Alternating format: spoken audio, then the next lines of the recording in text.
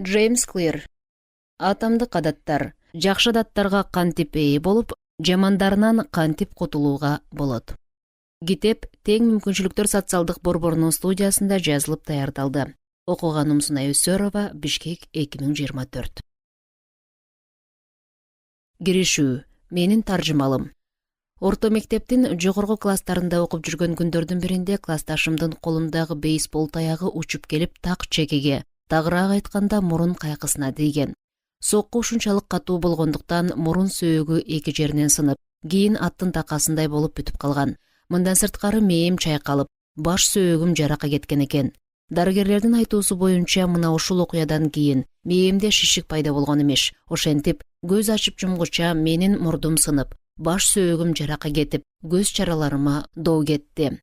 Көзүмдү ачсам тегерегимде жүргөн балдар жардам берүү үчүн мени көздөй чуркап келе жатышкан экен. Мен үстүмдөгү көйнөгүмдүн кызыл-тазыл боло түшкөнүн байкадым.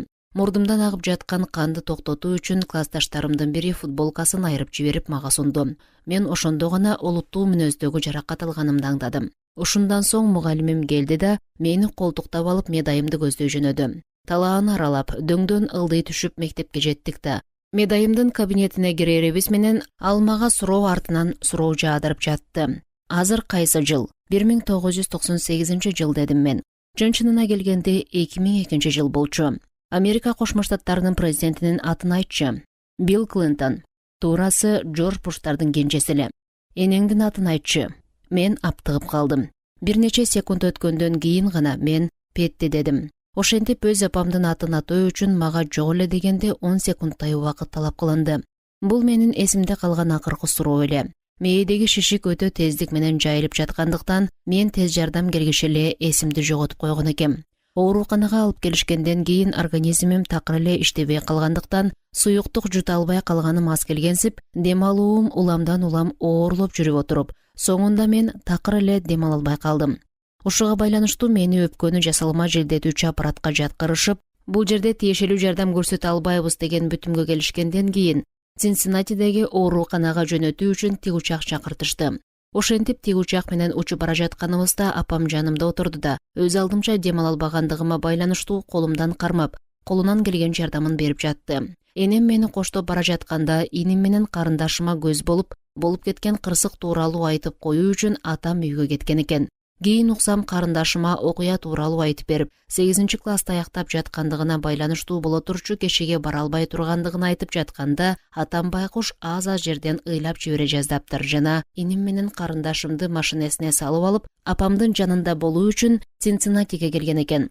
Бизди жеткирип келген тигучак оорукананын чатырындагы атайын аянтчага келип коноор замат, ал жерде күтүп турган оорукана кызматкерлери мени дароо травматология бөлүмүнө алып жөнөшкөн. Шишик абдан чоңоюп кеткендиктен мага кандайдыр бир хирургиялык операция өткөрүүгө такыр болмок эмес. 3 ирет кармаган талмадан кийинки комадан соң дарыгерлер мени жасалма дем алдыруучу аппаратка жаткырышкан.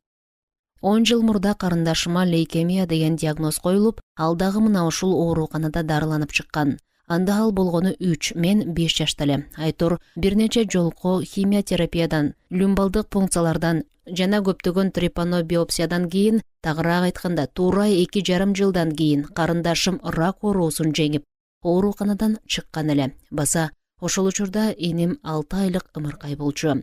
Мына эми 10 жылдан кийин ата-энем кайрадан ушул ооруканага келүүгө мажбур болуп олтурушат. Ошентип мен кома абалында жаткандыгыма байланыштуу ата-энемди жубатуу үчүн кызматкерлер ооруканага чиркөө кызматкерин жана социалдык кызматчыны чакырып коюшкан экен. Ошол күнү келип ата-энеме сабырдуулук тилеп, бардыгы жакшы болоорун айтып отурган чиркөө кызматкери 10 жыл мурдагы бир тууган эжем рак болуп ооруканага түшкөндөгү адам экендигин кийин уктум. Кеч киргенден кийин менин өмүрүм үчүн приборлор күрөшүп жатты. Ата-энем мен жаткан палатада, башкача айтканда менин жанымда таң атырышкан менен, менимче тыңгылыктуу деле эс ала алышкан жок. Ырасында эле, апам кийин ошол түн өмүрүндөгү эң бир жагымсыз, түйшүктүү түн болгондугун айтып калчу. Менин сакайышым. Кийинки күнү менин дем алуу функциям калыбына келгендигине байланыштуу дарыгерлер мени жасалма түрдөгү комадан чыгаруу керек деген чечимге келишкен. Ошентип эсиме келгенден кийин көп өтпөй эле мен жыт сезбей калгандыгымды баамдадым. Муну текшерүү үчүн ошол жердеги медайымдардын бири демди мурдум аркылуу толугу менен чыгаруу керектигин айтып, Андан соң алма ширеси куюлган быштакты жыттоо керектигин айтты.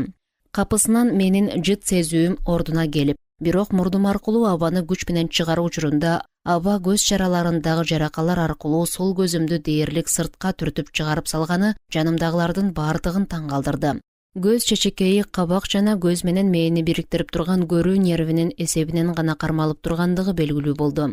Ушундан соң көз доктур мага канча убакыт талап кылынаарын билбестигин, бирок көзүм акырындык менен ордуна келерин айтты.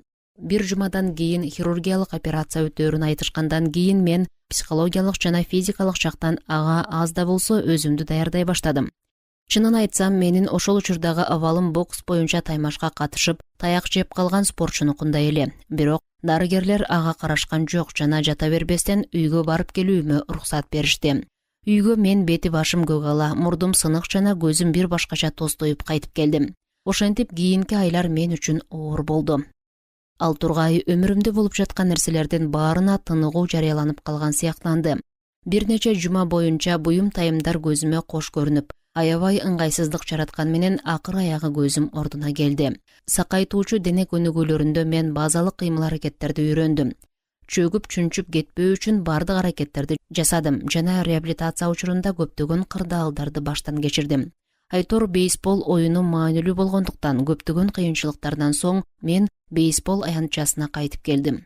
Атам жаш кезинде Сент-Луис Кардинале кичи бейсбол лигасында ойногонун билет элем жана ал өңдүү мен дагы профессионалдык деңгээлдеги оюнчу болууну самоочумун. Чынын айтсам, реабилитациялык ай бүткөндөн кийин менин оюмдун баары эле бейсбол болуп калган. Бирок бейсбол аянтчасына кайтып келүү оңой эле ишке аша койгон жок. Сезон башталганда мен колледждин жаштар арасындагы бейсбол командасынан чыгарылган жалгыз оюнчу элем.